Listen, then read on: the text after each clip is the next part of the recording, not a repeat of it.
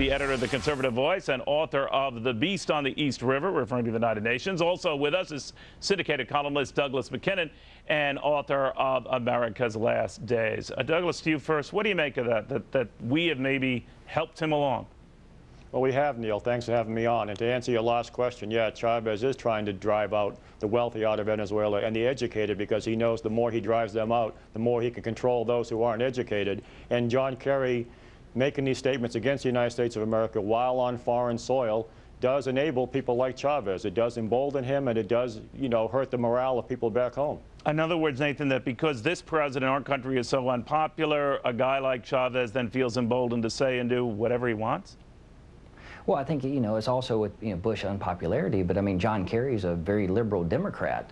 So I think you just see that, the liberals, the media, the elected officials are going to try to push that they would rather have a dictator in place than to have a democracy. I mean, can you imagine this taking place in the United States, that in 8 years, hopefully not, but Hillary Clinton's president? Can you imagine the Congress turning over complete control to her?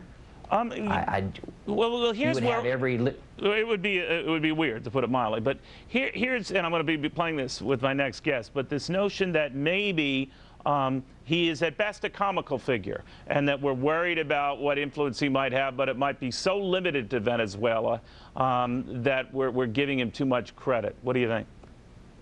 Well, no, I think if this happened anywhere else, you'd see the liberal media really jumping on and saying, hey, what about the rights of the people of Venezuela? What about the Constitution?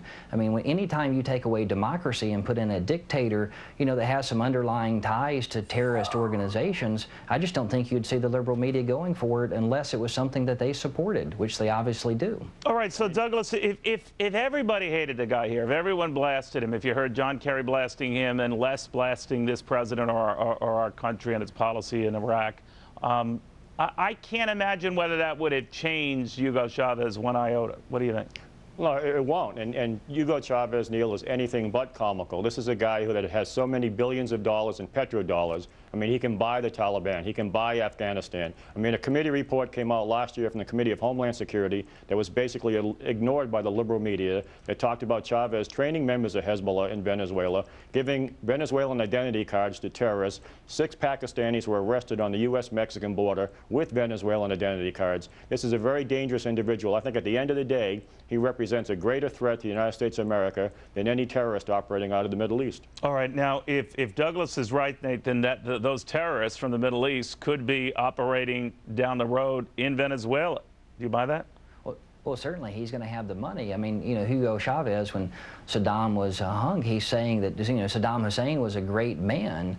And then you take the New York Times, they're repeating this and not condemning Chavez for saying that. Yeah, I mean, certainly Chavez is just asking and pleading, hey, I've got billions of dollars, I've got a mass hatred for the United States.